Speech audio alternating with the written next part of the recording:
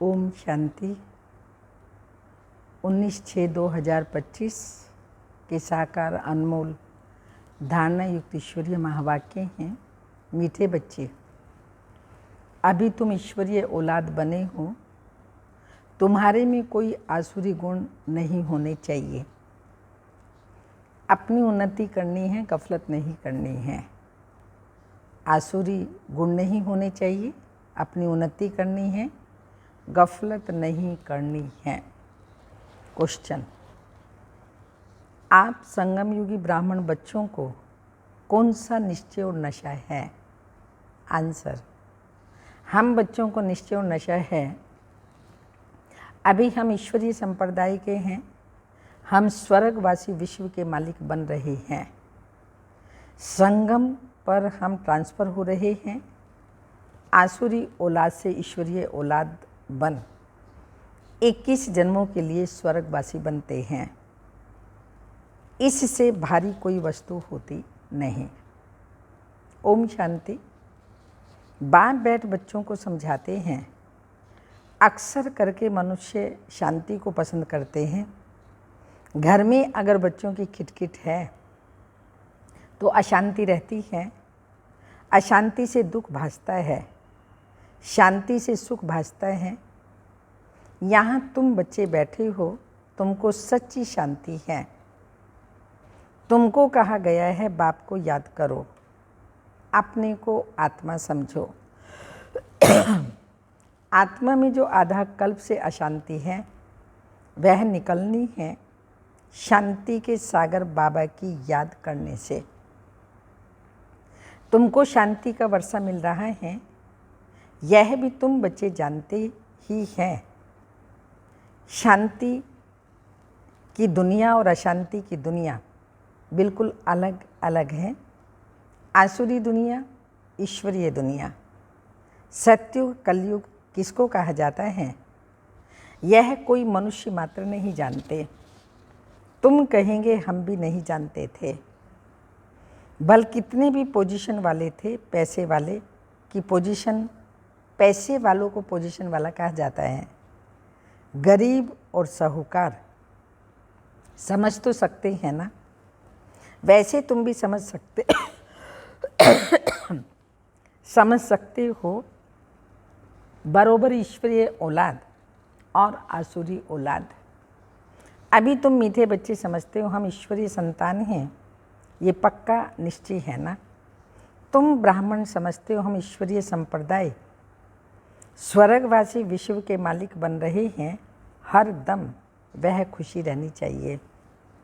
बहुत थोड़े हैं जो यथार्थ रीति से समझते हैं। सतयुग में है ईश्वरीय संप्रदाय, कलयुग में है आसुरी संप्रदाय। पुरुषोत्तम संगम युग पर आसुरी संप्रदाय बदली होती है। अभी हम शिव बाबा की औलाद बने हैं। बीच में भूल गए थे, अभी फिर इस समय जाना है कि हम शिव बाबा की संतान हैं। हमने ये जान लिया कि अभी संगम युग पर हम शिव बाबा की संतान हैं। वहाँ सतयुग में कोई अपने को ईश्वरीय औलाद नहीं कहलाते। वहाँ है दैवी औलाद। इनके पहले हम ईश्वरीय औलाद थे, अभी आसुरी औलाद थे, अब ईश्वरीय औलाद बने हैं। हम ब्राह्मण बीके हैं। रचना है एक बाप की। तुम सब भाई भाई हो और ईश्वरीय औलाद हो। तुम जानते हो बाबा से राज्य मिल रहा है। भक्ति में जाकर हम दैवी स्वराज्य पाएंगे, सुखी होंगे। बरोबर सतयुग है सुख का धाम, कलयुग है दुख का धाम। ये सिर्फ तुम संगम युगी ब्राह्मण जानते हो। आत्मा ही ईश्वरीय औलाद है। यह भी जानते हो बाबा स्वर्ग की स्थापना करते हैं। वह रास्ता है ना। नरक का क्रिएटर तो नहीं है, उनको कौन याद करेंगे। तो तुम मीठे मीठे बच्चे जानते हो बाप स्वर्ग की स्थापना कर रहे हैं। वह हमारा बहुत मीठा बाप है। हमको 21 जन्मों के लिए स्वर्गवासी बनाते हैं। इससे भारी वस्तु और कोई होती ही नहीं। भारी माने इतनी ऊंच प्रारब्ध शिव बाबा हम बच्चों को कराते हैं और कोई ऐसी प्रारब्ध होती नहीं। यह समझ रखनी चाहिए, हम ईश्वरीय औलाद हैं तो हमारे में कोई आसुरी अवगुण नहीं होना चाहिए। अपनी उन्नति करनी है, समय बाकी थोड़ा है, इसमें गफलत नहीं करनी चाहिए। भूल ना जाओ, देखते हो बाप सन्मुख बैठे हैं जिनकी हम औलाद हैं। हम ईश्वर बाप से पढ़ रहे हैं दैवी औलाद बनने के लिए, तो कितनी खुशी होनी चाहिए। बाप सिर्फ कहते हैं मुझे याद करो तो विकर्म विनाश हो जाएं। बाप आई ही हैं सबको ले जाने। जितना जितना बाप को याद करेंगे उतना विकर्म विनाश होंगे। अज्ञान में जैसे कन्या की सगाई होती है तो याद बिल्कुल छप जाती है। बच्चा पैदा हुआ और याद छप गई। यह याद तो स्वर्ग में भी छप जाती है, नरक में भी छप जाती है। बच्चा कहेगा ये हमारा बाप है। अब यह तो बेहद का बाप है, इस बेहद बाप की याद क्यों नहीं छपती है? तो बाबा ने कहा ये बेहद वो हद्दों के जो भी रिश्ते नाते होते हैं तो अंदर ऐसे छप जाते हैं तो भुलाने से भी नहीं भूलते। तो यह तो बेहद का बाप जिससे स्वर्ग का वर्षा मिलता है, तो उनकी याद छप जानी चाहिए। बाप से हम भविष्य 21 जन्मों का फिर से वर्षा ले रहे हैं। बुद्धि से वर्षा ही याद, बुद्धि में वर्षा ही याद रहना चाहिए। यह भी जानते हो मरना तो सबको है, एक भी रहने का नहीं है। जो भी डियरेस्ट से डियरेस्ट सब चले जाएंगे। ये सिर्फ तुम ब्राह्मण ही जानते हो कि ये पुरानी दुनिया अब गई की गई। उसके जाने के पहले पूरा पुरुषार्थ करना है। जबकि ईश्वरीय औलाद हैं तो अथाह खुशी होनी चाहिए। बाप कहते रहते हैं बच्चे अपना जीवन हीरे जैसा बनाओ। वह है डीटी वर्ल्ड और यह है डेविल वर्ल्ड। सतयुग में कितना अथाह सुख रहता है वह बाप ही देते हैं। यहाँ तुम बाप के पास आए हो, यहाँ बैठ तो नहीं जाएंगे, ऐसे तो नहीं सब इकट्ठे रहेंगे, क्योंकि बेहद के बच्चे हैं। यहाँ तुम बहुत उमंग से आते हो, हम जाते हैं बेहद बाप के पास। हम ईश्वरीय औलाद हैं, गॉड फादर के बच्चे हैं, तो हम क्यों ना स्वर्ग में होने चाहिए। गॉड फादर तो स्वर्ग रचते हैं ना। अब तुम्हारी बुद्धि में सारे वर्ल्ड की हिस्ट्री ज्योग्राफी है। जानते हो हेवनली गॉड फादर हमको हेवन के लायक बना रहे हैं। कल्प कल्प बाद में फिर बनाते, कल्प कल्प बनाते हैं। एक भी मनुष्य नहीं जिसको ये पता हो कि हम एक्टर हैं। गॉड फादर के बच्चे हम दुखी क्यों हैं, आपस में लड़ते क्यों हैं। हम आत्मा ही सब ब्रदर्स हैं ना। ब्रदर्स आपस में कैसे लड़ते रहते हैं, लड़कर ख़त्म हो जाएंगे। यहाँ हम बाप से वर्षा ले रहे हैं। ब्रदर्स को आपस में कभी भी लून पानी नहीं होना चाहिए। यहाँ तो बाप से भी लून पानी होते हैं। अच्छे अच्छे बच्चे लून पानी हो जाते हैं। माया कितनी ज़बरदस्त है। जो अच्छे अच्छे बच्चे हैं वो बाप को याद तो पड़ते हैं। बाप का कितना लव है बच्चों पर। बाप को तो सिवाय बच्चों के और कोई है ही नहीं जिसको याद करें। तुम्हारे लिए तो बहुत हैं, कितने संबंध हैं, क्या क्या वस्तुएं हैं, सबको याद करते रहते हैं। बाबा के लिए तो केवल हम बच्चे ही हैं। तुम्हारी बुद्धि इधर उधर जाती है, धंधे आदि में भी बुद्धि जाती है। हमारे लिए तो कोई धंधा आदि भी नहीं है। तुम अनेक बच्चों के अनेक धंधे हैं, हमारा तो एक ही धंधा है। हम आए ही हैं बच्चों को स्वर्ग का वारिस बनाने। तो बेहद के बाप को, बेहद के बाप की प्रॉपर्टी सिर्फ तुम बच्चे ही हो। भगवान और ये कहे कि मेरी प्रॉपर्टी तुम बच्चे हो, कितना नशा, गौरव की बात है। तो क्या इतना नशा हमें रहता है? गॉड फादर है ना, सभी आत्माएं उनकी प्रॉपर्टी हैं।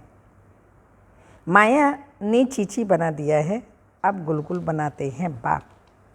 तो बाप कहते हैं मेरे तो तुम ही हो, आपके सिवाय, बच्चों के सिवाय मेरा कोई नहीं है।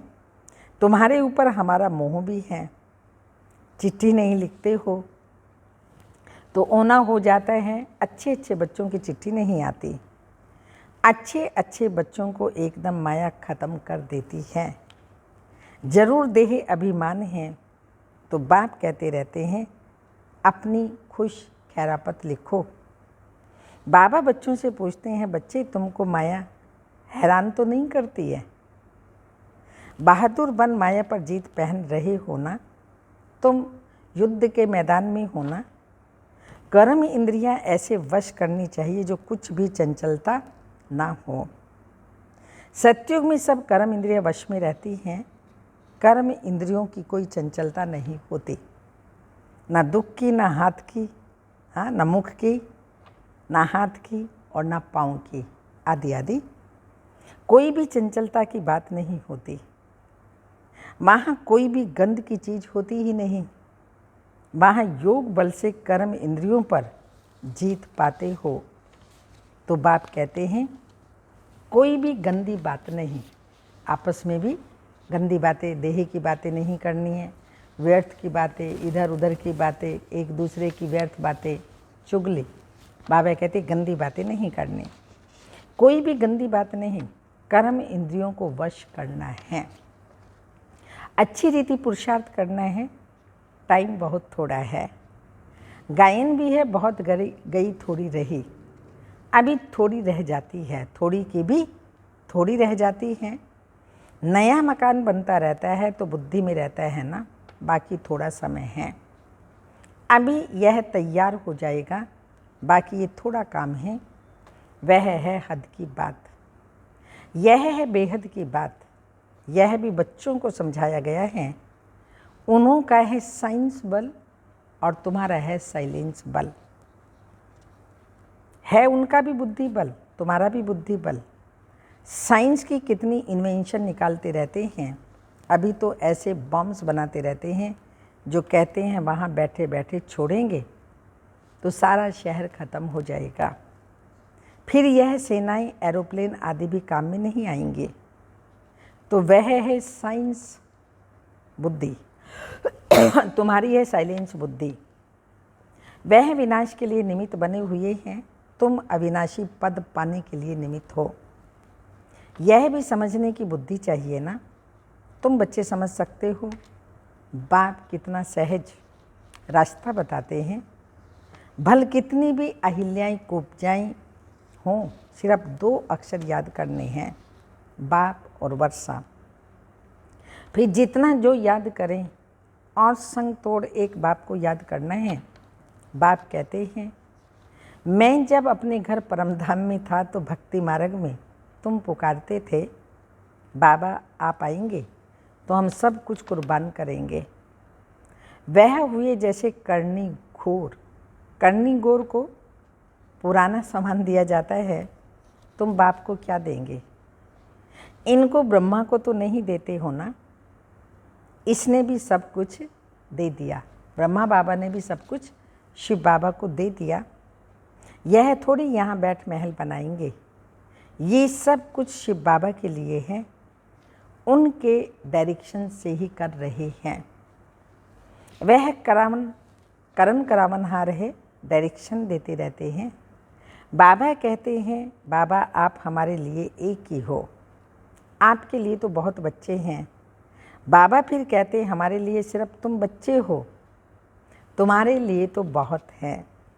कितने देह के संबंधियों को याद करते रहते हो। मीठे मीठे बच्चों को बाप कहते हैं जितना हो सके बाप को याद करो और सबको भूलते जाओ। स्वर्ग की राजाई का मक्खन तुमको मिलता है, जरा ख्याल तो करो कैसे यह खेल की रचना है। तुम सिर्फ बाप को याद करते हो और स्वदर्शन चक्रधारी बनने से चक्रवर्ती राजा बनते हो। अभी तुम बच्चे प्रैक्टिकल में अनुभवी हो। मनुष्य तो समझते भक्ति परंपरा से चली आई है, विकार भी परंपरा से चले आए हैं। इन लक्ष्मी नारायण राधे कृष्ण को तो बच्चे थे ना? अरे हाँ, बच्चे क्यों नहीं थे, परंतु उन्हों को कहा जाता है संपूर्ण निर्विकारी। वहाँ है संपूर्ण, यहाँ है संपूर्ण विकारी। श्री राधे, श्री लक्ष्मी, श्री नारायण, श्री सीता, श्री राम, वो सब संपूर्ण निर्विकारी, यहाँ संपूर्ण विकारी। एक दो को गालियाँ देते रहते हैं। अब तुम बच्चों को बाप श्री श्री की श्रीमत मिलती है, तुमको श्रेष्ठ बनाते हैं। अगर बाप का कहना नहीं मानेंगे तो फिर थोड़ी बनेंगे। अब मानो या ना मानो, सपूत बच्चे तो फौरन मानेंगे। पूरी मदद नहीं देते हैं तो अपने को घाटा डालते हैं। बाप कहते हैं मैं कल्प कल्प आता हूँ, कितना पुरुषार्थ कराता हूँ, कितनी खुशी में ले आते हैं। बाप से पूरा वर्षा लेने में ही माया गफलत कराती है, परंतु तुम्हें उस गंदगी में नहीं फंसना है। माया से ही लड़ाई होती है। बहुत बड़े बड़े तूफान आएंगे, उसमें भी वारिसों पर जास्ती माया वार करेगी, रुस्तम से रुस्तम होकर के लड़ेगी। जैसे वैद्य दवाई देते हैं तो बीमारी सारी बाहर निकल आती है, यहाँ भी मेरे बनेंगे तो फिर सबकी याद आने लग पड़ेगी, तूफान आएंगे। इसमें लाइन क्लियर चाहिए। हम पहले पवित्र थे, फिर आधा कल्प अपवित्र बने, अब फिर वापस जाना है। तो बाप कहते हैं मुझे याद करो तो इस योग अग्नि से तुम्हारे विकर्म विनाश होंगे। जितना याद करेंगे उतना ऊंच पद पाएंगे। याद करते करते तुम घर चले जाएंगे, घर परम धाम में बाबा को याद करते करते चले जाएंगे। इसमें बिल्कुल अंतर्मुखता चाहिए। नॉलेज भी आत्मा में धारण होती है ना, आत्मा ही पढ़ती है। आत्मा का ज्ञान भी परमात्मा बाप ही आकर देते हैं। इतना भारी ज्ञान तुम लेते हो विश्व का मालिक बनने के लिए। मुझे तुम ही कहते हो ना, पतित पावन, ज्ञान का सागर, शांति का सागर, प्रेम का सागर, प्यार का सागर आदि आदि। जो मेरे पास है वह सब मैं तुमको देता हूँ। बाकी सिर्फ दिव्य दृष्टि की चाबी नहीं देता हूँ, उसके बदले फिर तुमको विश्व का मालिक बनाता हूँ। साक्षात्कार में कुछ भी नहीं है, मुख्य है पढ़ाई। पढ़ाई में तुमको 21 जन्मों का सुख मिलता है। मीरा की भेंट में तुम अपने सुख की भेंट करो। लास्ट कलयुग में थी तो बाबा ने कहा उससे अपने सुख की भेंट करो। वह तो कलयुग में थी, दीदार किया, फिर क्या, खाली कृष्ण का साक्षात्कार किया। लेकिन हम सभी बाबा के बच्चे कृष्णपुरी में जाते हैं, सो भी 21 जन्मों के लिए हम विश्व महाराजन महारानी बनते हैं। तो बाबा ने कहा कि कलयुग में थी, दीदार किया, फिर क्या। भक्ति की माला ही अलग है, ज्ञान मार्ग की माला अलग है। रावण की राजाई अलग है, तुम्हारी राजाई अलग। उनको दिन, उनको रात कहा जाता है। भक्ति को रात और ज्ञान को दिन कहा जाता है। अच्छा, मीठे मीठे सिक्की लदे बच्चों प्रति माता पिता बाप दादा का याद प्यार। Good morning, diamond morning. रूहानी बाप की रूहानी बच्चों को नमस्ते। हम रूहानी बच्चों की रूहानी माता पिता बाप दादा को याद प्यार। गुड मॉर्निंग, डायमंड मॉर्निंग, ओम नमस्ते। धारणा के लिए मुख्य सार हैं, याद के बल से अपनी कर्म इंद्रियों को वश करना है, जो कोई भी चंचलता ना रहे। टाइम बहुत थोड़ा है, इसलिए अच्छी रीति पुरुषार्थ कर मायाजीत बनना है। सेकंड पॉइंट, बाप जो ज्ञान देते हैं उसे अंतर्मुखी बन धारण करना है। कभी भी आपस में लून पानी नहीं होना है। बाप को अपनी खुश खैरापत का समाचार जरूर देना है। बहन जी को थोड़ी पता पड़ेगा आप क्यों नहीं आए, किस लिए नहीं आए। तो बाबा को और निमित्त बनी बहनों को भी कुछ ऊपर नीचे बात होती है, क्लास में नहीं आ सकते हैं, स्कूल है तो एप्लीकेशन देनी चाहिए ना। तो बाबा कहते हैं बाप को अपनी खुश खैरापत का समाचार जरूर देना है। वरदान, कल्याणकारी वृत्ति द्वारा सेवा करने वाले सर्व आत्माओं की दुआओं के अधिकारी भव। स्पष्टीकरण, कल्याणकारी वृत्ति द्वारा सेवा करना यही सर्व आत्माओं की दुआएं प्राप्त करने का साधन है। जब लक्ष्य रहता है कि हम विश्व कल्याणकारी हैं तो अकल्याण का कर्तव्य हो नहीं सकता। जैसा कार्य होता है वैसी अपनी धारणाएं होती हैं। अगर कार्य याद रहे तो सदा रहमदिल, सदा महादानी रहेंगे, हर कदम में कल्याणकारी वृत्ति से चलेंगे। मैंपन नहीं आएगा, निमित्तपन याद रहेगा। ऐसे सेवाधारी को सेवा के रिटर्न में सर्व आत्माओं की दुआएं का अधिकार प्राप्त हो जाता है। स्लोगन, साधनों की आकर्षण साधना को खंडित कर देती है। साधनों की आकर्षण साधना को खंडित कर देती है। अव्यक्त इशारे, आत्मिक स्थिति में रहने का अभ्यास करो, अंतर्मुखी बनो। अंतर्मुखी आत्माएं 3 प्रकार की भाषा के अनुभवी होती हैं। नैनों की भाषा, भावना की भाषा, सफल संकल्प की भाषा। ये 3 प्रकार की भाषा रूहानी योगी जीवन की भाषा है। जितना जितना आप अंतर्मुखी स्वीट साइलेंस स्वरूप में स्थित होते जाएंगे उतना इन 3 भाषाओं द्वारा सर्व आत्माओं को अनुभव करा सकेंगे। अब इसी रूहानी भाषा के अभ्यासी बनो। ओम शांति।